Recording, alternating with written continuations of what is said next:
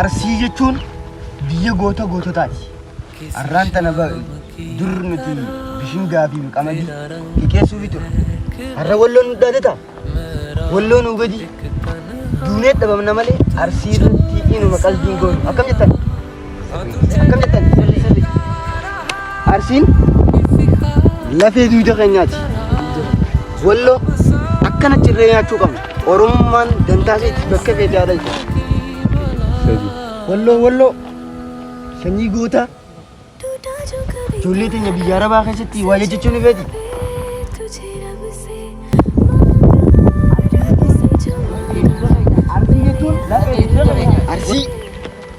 Arsii jechuun biyya goototaati. Walloon biyya goototaati. Walloon biyya goototaati. Arraas duriis Arsiin nu gadiitti malee nu olii miti. Yaa Rabbi uummata Oromoo walii galchi.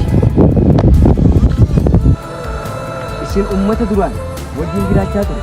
Akkamitti biyya wal qooddanii gandatti wal qooddanii akka lafxanyaan nuti deebitee diina keenya taatuuf jecha akkamitti isin yeroo ammaan tana gadaan ka Oromoo bulchaan ka Oromoo akkamitti ammaan tana biyya wal qooddanii walitti akkanatti walitti bu'insa uumuu barbaadda.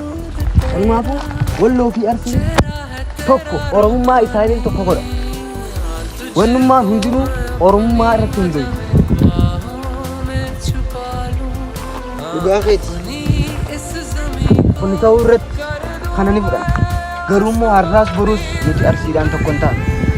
Nuti Walloo fi Arsii jechuun dhiigaa fi bishaan walitti laaqama. Maaliif sababni hoo? Sababni isaas dhiiga ilmaan keenyaa biyyoota Arabaa keessatti akkasii laaqanii biyya keessa wal taane hanga gosa lammii isaanii biyya irraa facaafnu takka ittiin taane. Dubbii nutti hin dheeressin amma sitti himnee jirra kana haala hin beeknu. Hin ta'u.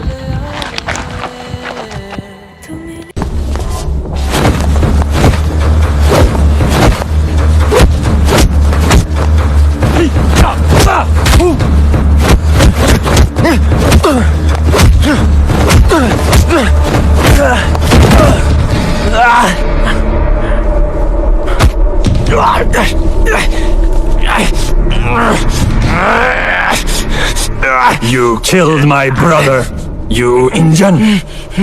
You think you can fight? We fight.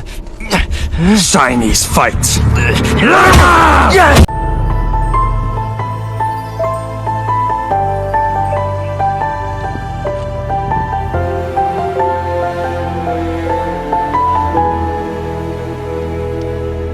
किसी शाम की तरह तेरा रंग है खिला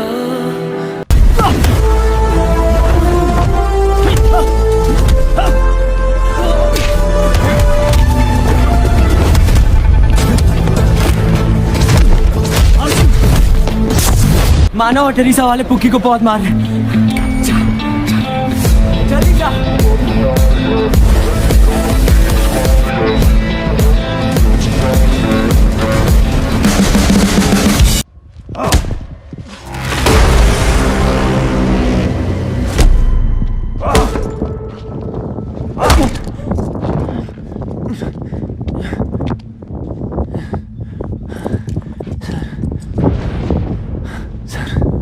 मैं PT teacher हूँ इंडिया अखिलेश मिश्रा आपको कोई गलतफहमी हुई है सर नहीं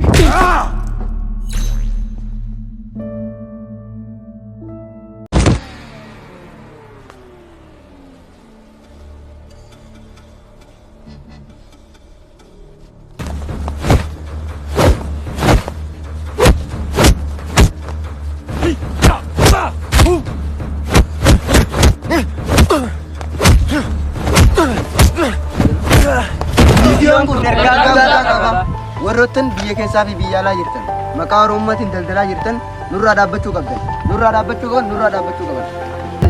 Arsii Walloon tokko. Dubbii nutti hin dheeressin amma sitti.